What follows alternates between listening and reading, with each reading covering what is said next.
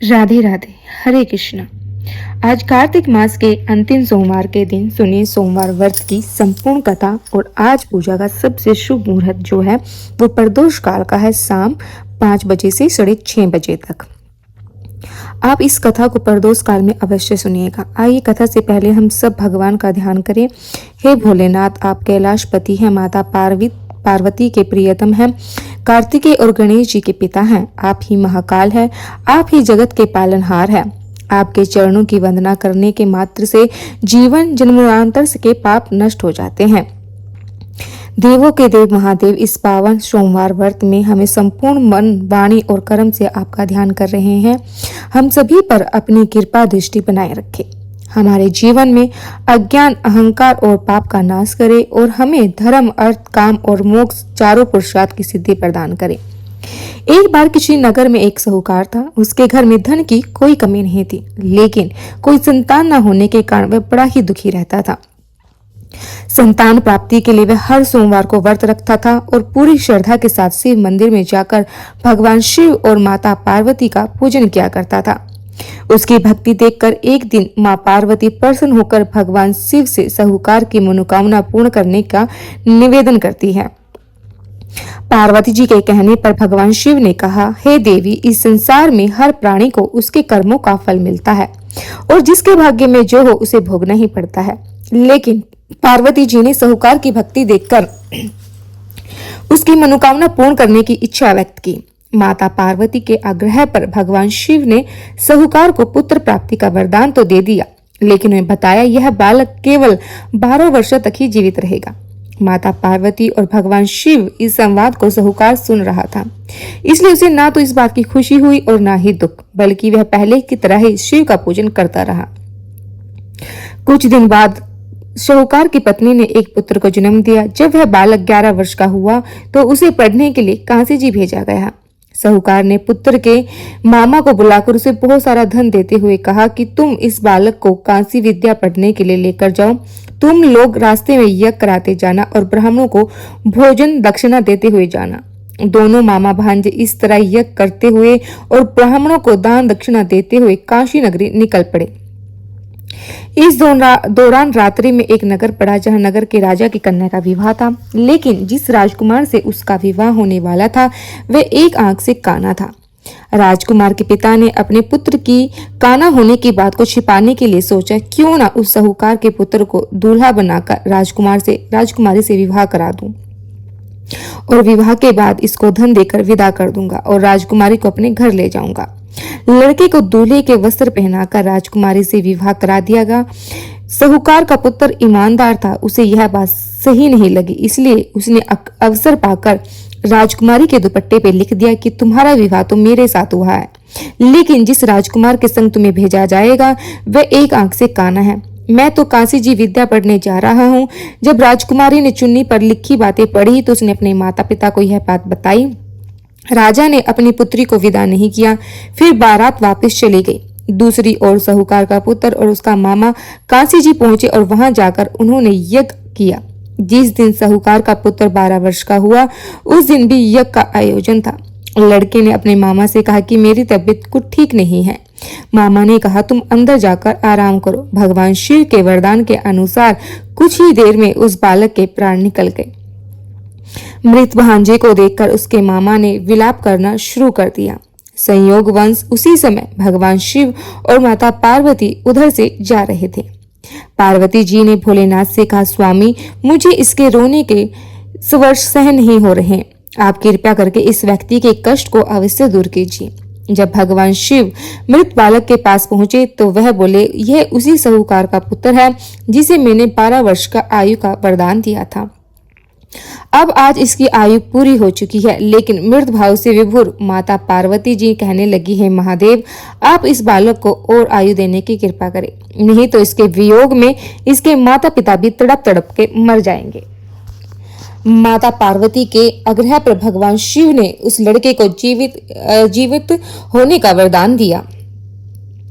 शिव की कृपा से वह लड़का जीवित हो गया। शिक्षा पूरी करके लड़का मामा के साथ अपने नगर की ओर वापस चल पड़ा।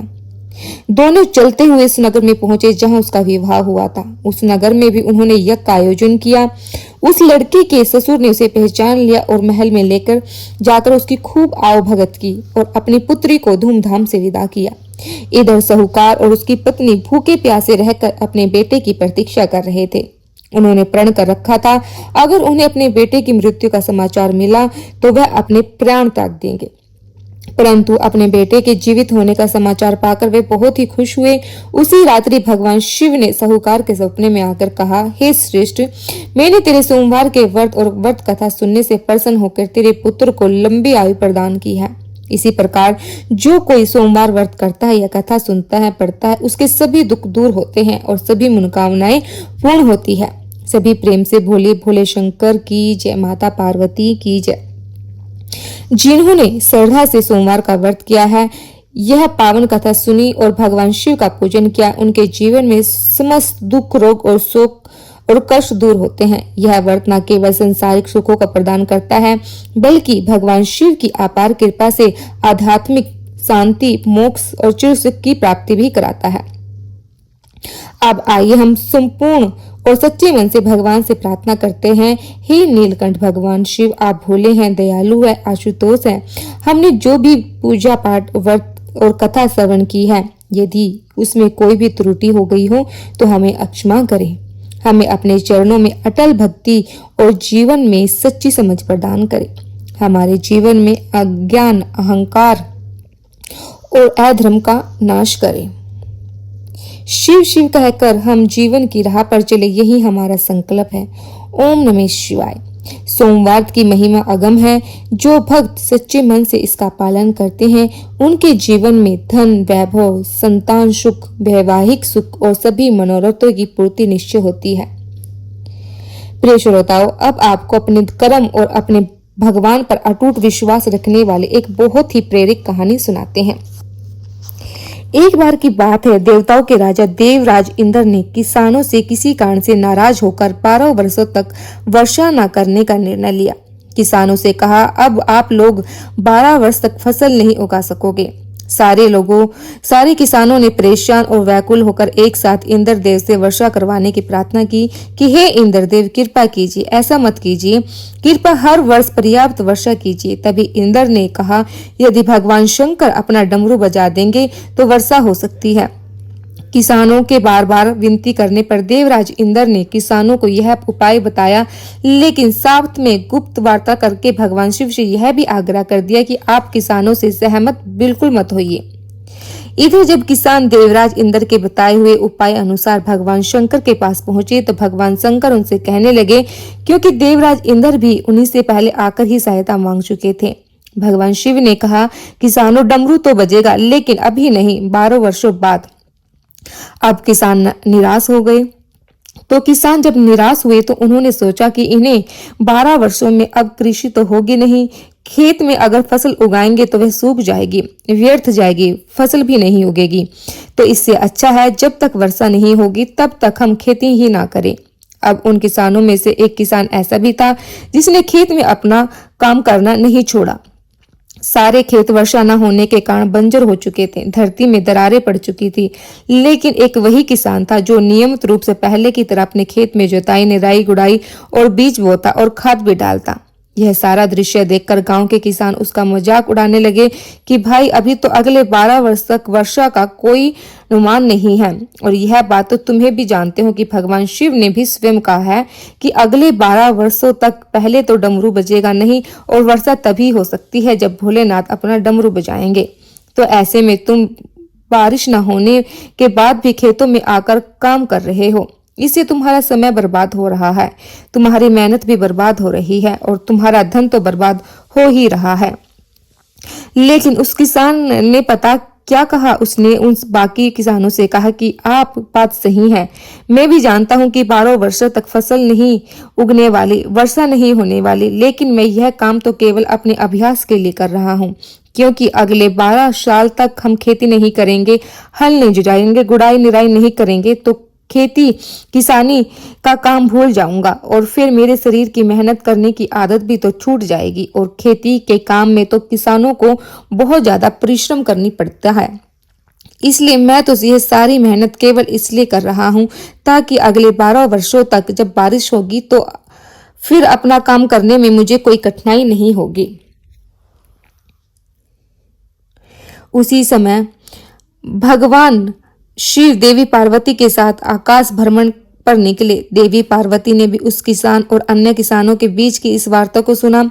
सारी बातें सुनने के बाद देवी पार्वती भगवान शिव से निम्र में बोली, प्रभु देखो, आपने यह किसान अपने खेत में परिश्रम इसलिए कर रहा है ताकि यह लगातार 12 वर्षों तक वर्षा न होने के कारण अपनी मेहनत करना न भूल जाए, कहीं हल चलाना न भूल जाए, कहीं खेती किसानों की काम ही ना भूल जाए।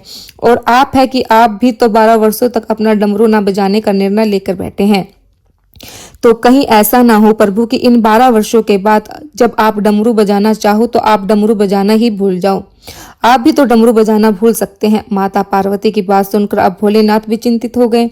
यह देखने के लिए कि डमरू बज रहा है या नहीं, उन्होंने अपना डमरू बजाया और उसके बजाने के प्रयास करने लगे। तभी जोरदार आवाज के साथ डमरू बजना शुरू हो गया और देखते ही देखते आसमान में काली घटाएं छा गई। तेज बारिश शुरू हो गई और जो किसान अपने खेत में हर दिन नियम से काम कर रहा था, उसके खेत में भरपूर फसल आ गई, क्योंकि उसने अभी कुछ दिन पहले ही जुताई करके उसने अपने खेतों में बीज बोए थे। अब वर्षा होने के कारण कुछ ही दिनों में उसके खेत में हरी भरी लहराती हुई फसल खड़ी हो गई और बाकी के किसान जो केवल हाथ पर हाथ धरे बैठे थे, यह सोच रहे थे कि अगले 12 वर्षों तक तो वर्षा नहीं होगी। और जब यह बात भली भांति पता है तो ऐसे में सूखे खेतों में भला परिश्रम करना और अपना समय बर्बाद करने से क्या फायदा होगा।